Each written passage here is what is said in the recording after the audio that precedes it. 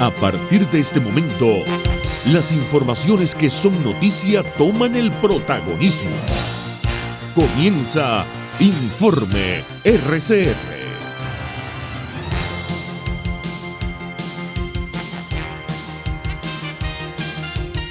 Muy buenos días, bienvenidos a esta emisión de Informe RCR que llega a ustedes a nombre de Jaime Nestares en la dirección general de la estación, de Wilitz Arcaya en la gerencia de producción, de Marilia García en la coordinación de redacción.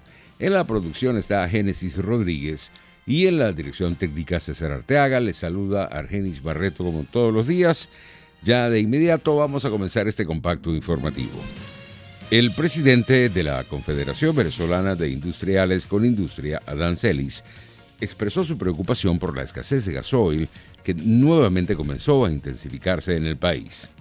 El empresario señaló que, de acuerdo con el último sondeo realizado por el gremio, las industrias tienen reserva de gasoil para una semana o poco más para mantener sus plantas operativas.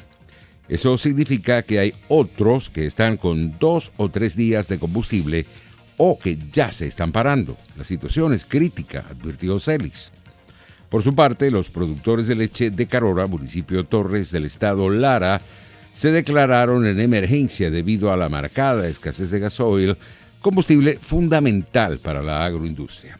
Los productores lecheros de la localidad enviaron cartas al Ministerio de Agricultura y Tierras y al Ministerio de Comercio, informó la prensa de Lara. En las misivas se alerta de que el sector agropecuario en su conjunto se encuentra en alerta roja. Específicamente, el sector lechero presenta una caída de 50% ante la escasez de gasoil. Entre tanto, el presidente de FedeAgro, Aquiles Hopkins, aseguró este martes que con esta situación de la escasez del diésel se han perdido alrededor de 20 millones de kilos de alimentos y que si esto no se resuelve lo más pronto posible, se empezará a notar la falta de alimentos en los platos de las familias venezolanas. Ayer conversábamos con dirigentes de la zona de los Andes y nos hablaban de la pérdida ya de cerca de 20.000 toneladas de productos de hortalizas y papas que están saliendo de los Andes venezolanos. Esto estamos hablando de 20 millones de kilos de alimentos. Pero esta situación que se vive en el eje andino también lo estamos enfrentando en el eje occidental, donde en este momento está en plena cosecha de arroz y en plena cosecha de frijol. Y esto va a expandirse o se está expandiendo a todos los rincones del territorio nacional. La denuncia de FEDENAG ayer con el tema de la leche. La leche tiene que salir todos los días de las unidades de producción, de las fincas, de las haciendas, hasta los centros de recepción para que allí sean procesados y ir entonces a los centros de consumo. Nuestras agroindustrias tienen que procesar todos los días alimentos y esto tiene que llegar a los automercados. Nuestro llamado de atención aquí a las autoridades a que se administre la escasez. Estamos conscientes de la crisis. ¿Cuál es el origen de la crisis? Pues que Venezuela tiene una capacidad refinadora de 1.303.000 barriles diarios y probablemente se está refinando el 8 o el 10% de su capacidad. ¿Por qué? Pues porque las refinerías no sirven. Asimismo, Aquiles Hopkins rechazó que de Venezuela sigan saliendo buques cargados de diésel a otros países, como por ejemplo Cuba, y que en Venezuela se registre esta crisis sin tener ninguna respuesta por parte del régimen de Maduro.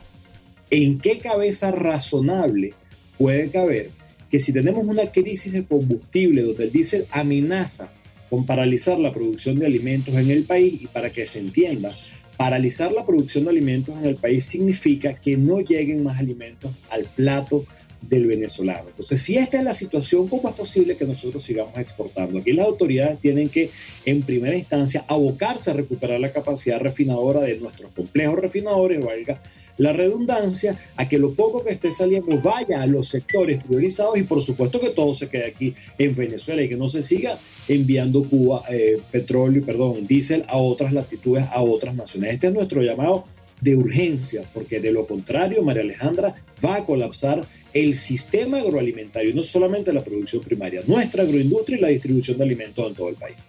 Para el economista y experto petrolero José Toro Hardy, son muchos los factores que han influido en la escasez de gasoil en el país.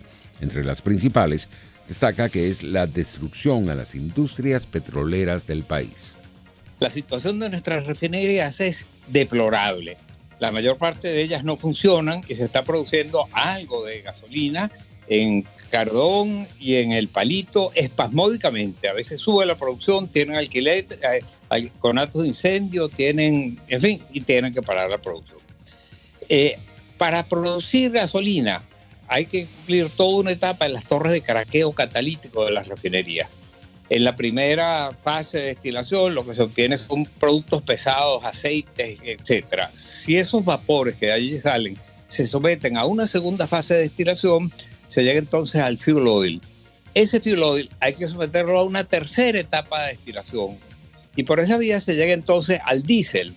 Y ese diésel sometido a una cuarta etapa de refinación llega a la gasolina. ¿Qué pareciera estar pasando en este momento? Uno, hay poca, la dieta de las refinerías no es suficiente y están produciendo muy poco de cualquier producto.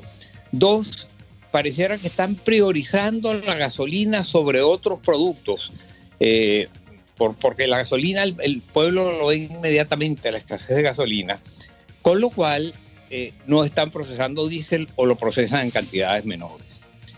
En tercer lugar, la mayor parte de la producción de diésel que teníamos en Venezuela estaba en la producción en la refinería de Cardón, donde se estaban procesando 30.000 barriles diarios de diésel y se dañó la planta y está paralizada en este momento. En otras informaciones, representantes sindicales del magisterio, profesores y estudiantes protestaron este lunes cerrando la autopista Francisco Fajardo a la altura de la Universidad Central de Venezuela. Reunidos en la Plaza del Rectorado, exigieron el derecho a salarios justos y rechazaron el pago de las nóminas a través del sistema Patria. Por su parte, la Asociación Venezolana de Educación Católica, ABEC, advirtió que pagar nóminas por el sistema Patria lesiona la autonomía financiera de las escuelas. Los centros educativos tienen una estructura definida que se altera con esta decisión del ministerio. La autonomía financiera es indispensable para la sostenibilidad de los proyectos educativos, manifestó la ABEC. Ante esta situación, la profesora Raquel Figueroa afirmó que los docentes han perdido el 93% de sus reivindicaciones salariales por parte del magisterio. La situación en este momento del magisterio es totalmente caótico, desastroso. Ya la desvalorización del salario y la desvalorización de la carrera docente es lo que hoy está perjudicando la vida de los profesionales de la docencia. Ya no tenemos seguridad social, inclusive ya nuestra contratación colectiva casi de hecho está desaparecida. Ya vamos para un año donde el patrono no quiere discutir la nueva convención colectiva. Pero aparte de esta crisis, también hemos perdido diversas reivindicaciones de las contrataciones anteriores. Podemos estar diciendo que el 93% de las reivindicaciones del magisterio la hemos perdido.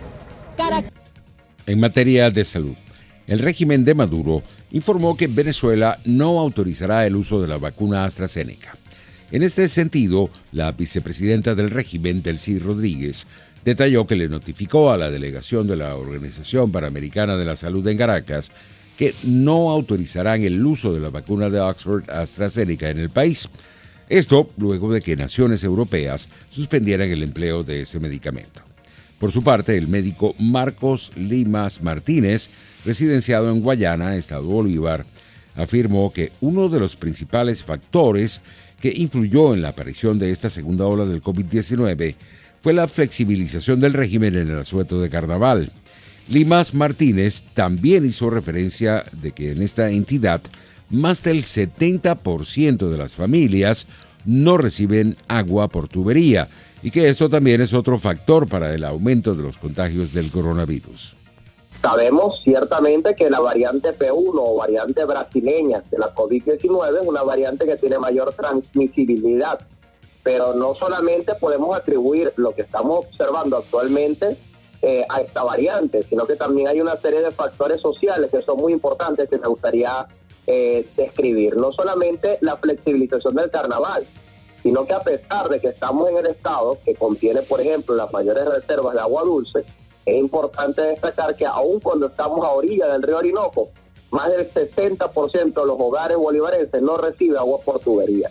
Entonces algo tan sencillo como mandar a la gente a lavarse las manos es algo que pareciera ser acá una utopía en nuestro estado Bolívar. También hay que señalar, por ejemplo, la poca conciencia ciudadana. Hay una de las cosas que decía el doctor Franchi, que tú reseñabas actualmente, que la gente, por ejemplo, en el carnaval, las personas estaban bailando en las comparsas y allí nadie llevaba mascarilla. Entonces, indudablemente eso nos refleja también que además de la responsabilidad gubernamental, que por supuesto es indudablemente muy importante, está también un problema de responsabilidad ciudadana que también ha influido en lo que tenemos actualmente. En materia económica, los 3 nuevos billetes que el régimen de Nicolás Maduro incorporó al Coro Monetario ya comienzan a verse en las calles de Caracas, una semana después del anuncio de su entrada en circulación. El Banco Central de Venezuela señaló que las nuevas denominaciones cumplirán con los requerimientos de la economía nacional, aunque ni siquiera juntando los 3 billetes alcanza para comprar $1.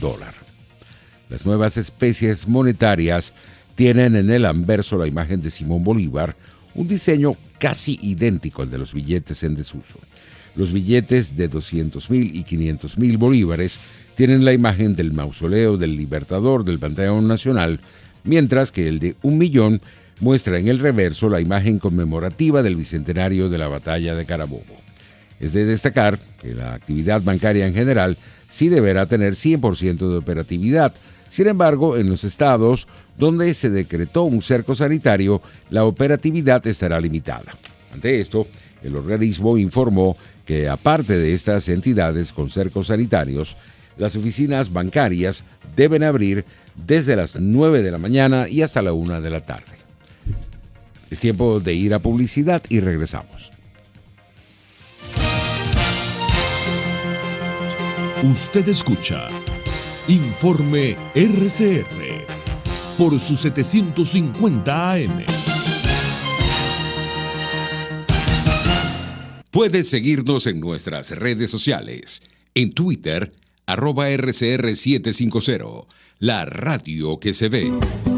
Dosis Alternativa es tu espacio para conocer de cerca todos aquellos temas relacionados con la salud, educación, la familia, entre otros. La ansiedad es una respuesta fisiológica, eso tú no lo puedes evitar. La ansiedad se presenta cuando hay una situación que tú no sabes cómo manejar. El problema es cuando tú permites que esa ansiedad sobrepase los niveles que tú puedas manejar. Dosis Alternativa nos permite tener las respuestas con los especialistas de aquellas interrogantes que nos hacemos en nuestra vida cotidiana. El estrés es una reacción fisiológica natural que se genera como respuesta ante un evento que es percibido, y quiero recalcarlo de percibido, como un evento amenazante que nos sobrepasa en nuestra capacidad de respuesta. Dosis Alternativa, una gama de posibilidades donde su bienestar físico y emocional toman significado. Con Marilia García, de lunes a viernes a las 9:30 de la mañana, solo por RCR 750, la radio que se ve.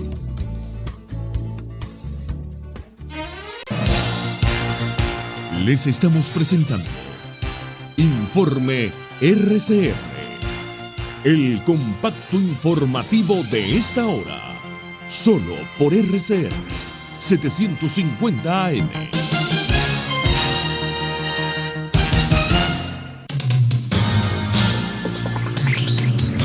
En materia internacional tenemos que el Fondo Ruso de Inversión Directa firmó acuerdos con España, Italia, Francia y Alemania para la producción de la vacuna contra el coronavirus Sputnik V, según informó la agencia Sputnik, aludiendo a un comunicado del director general del fondo, Kirill Dmitriev. Por su parte, Alemania, Francia, Italia y España decidieron este lunes suspender de forma preventiva la vacunación con la compañía AstraZeneca tras la detección de varios casos de trombosis y el fallecimiento de una de las personas afectadas, una trabajadora sanitaria noruega hospitalizada tras recibir la primera dosis. Los detalles con nuestros colegas de Radio Francia Internacional. Hasta el momento no se ha confirmado que los 30 casos reportados de trombosis en vacunados con AstraZeneca estén ligados a esta vacuna. De otra parte, la Agencia Europea de Medicamentos informó que se trata de una treintena de casos de trombosis de un total de 5 millones de personas inyectadas en la Unión Europea con dicha vacuna. La agencia estima además que el número de casos de trombosis no es superior al observado en la población europea en general, posición que comparte Reino Unido. El responsable de vacunación de la Agencia Británica de Regulación de Medicamentos asegura que no existen elementos que sugieran que la responsable de los casos de trombosis en el país sea la vacuna AstraZeneca. En cuanto al laboratorio sueco-británico que la produce, el domingo publicó un comunicado en el que informa que un examen cuidadoso de todos los datos de seguridad disponibles sobre los más de 17 millones de vacunados en la Unión Europea y Reino Unido no ha mostrado evidencia de un mayor riesgo de embolia pulmonar, trombosis venosa profunda ni trombocitopenia. La Agencia Europea de Medicamentos considera que los beneficios de las vacunas siguen superando los riesgos. Esta es la posición también de la Organización Mundial de la Salud. Si es que se deben investigar todas las alertas de seguridad, tampoco hay razón para no usar la vacuna AstraZeneca, dijo la portavoz de la OMS, Margaret Harris. En Birmania, la ONU afirmó que hubo un baño de sangre el pasado fin de semana cuando se registraron 74 personas muertas. Pese a los llamamientos de la comunidad internacional, la Junta parece más decidida que nunca a aplastar a los opositores. En Birmania, los militares intentan anular los resultados de unas elecciones democráticas y reprimen brutalmente a los manifestantes pacíficos, dijo este martes el jefe de la diplomacia estadounidense, Anthony Blinken, desde Tokio, primera etapa de su gira asiática. Los detalles en el siguiente reporte. Al menos 11 manifestantes murieron ayer en Birmania, donde la junta militar bloqueó las redes de datos móviles, lo que obligó a postergar una audiencia telemática del exdirigente Aung San Suu Kyi. Estos manifestantes fallecieron en varias localidades de las regiones centrales y, según testigos, los militares volvieron a utilizar munición real. Las últimas horas han sido especialmente tensas en algunos suburbios industriales de Rangún, donde grupos de asaltantes han incendiado varias fábricas chinas. El resentimiento contra Pekín se ha intensificado en las últimas semanas, pues muchos piensan que China, gran inversor en Birmania, tiene una posición demasiado indulgente con los militares golpistas. Tras los enfrentamientos entre asaltantes y fuerzas de seguridad que se saldaron con 22 muertos el domingo, la Junta decretó la ley marcial en 6 comunas de Rangún. Toda persona detenida en los suburbios será juzgada por un tribunal militar y se enfrenta al menos a 3 años de trabajos forzados. Los dirigentes de la Junta no deben estar en el poder, sino detrás de los barrotes, ha afirmado Tom Andrews, relator especial de Naciones Unidas para Birmania, instando a parar inmediatamente el suministro de dinero y armas a los militares. Y en materia deportiva tenemos que la natación venezolana inició este martes su accionar en el Campeonato Suramericano de Buenos Aires con un equipo que combina experiencia y juventud, apuntando a las marcas respectivas que los ubiquen en los Juegos Olímpicos Tokio 2021. Además de ser un fogueo relevante rumbo a los Juegos Panamericanos Junior de Cali en Colombia. La cita suramericana, que se realizará en el Parque Roca, sede de la natación de los Juegos Olímpicos de la Juventud en 2018, servirá como torneo oficial para hacer las marcas mínimas camino a los Juegos Olímpicos. El periodo para conseguir estas mínimas comenzó el 1 de marzo de 2019 hasta el 27 de junio del presente año. El estelar de los Bravos de Atlanta, Ronald Acuña, continúa haciendo noticia. Y es que el criollo conectó este lunes su tercer estacazo de vuelta completa de los entrenamientos primaverales del béisbol de las Grandes Ligas. El criollo bateó de 1-1 con 2 anotadas, fue factor importante en la victoria de los Bravos de Atlanta frente a los Mellizos de Minnesota, 5 carreras por 1. Así estamos llegando al final de esta emisión de Informe RCR. Esperamos que pasen un feliz día. Hasta aquí este compacto noticioso. Manténgase en nuestra sintonía, porque estaremos informándole de la noticia al momento de producirse. RCR 750 AM.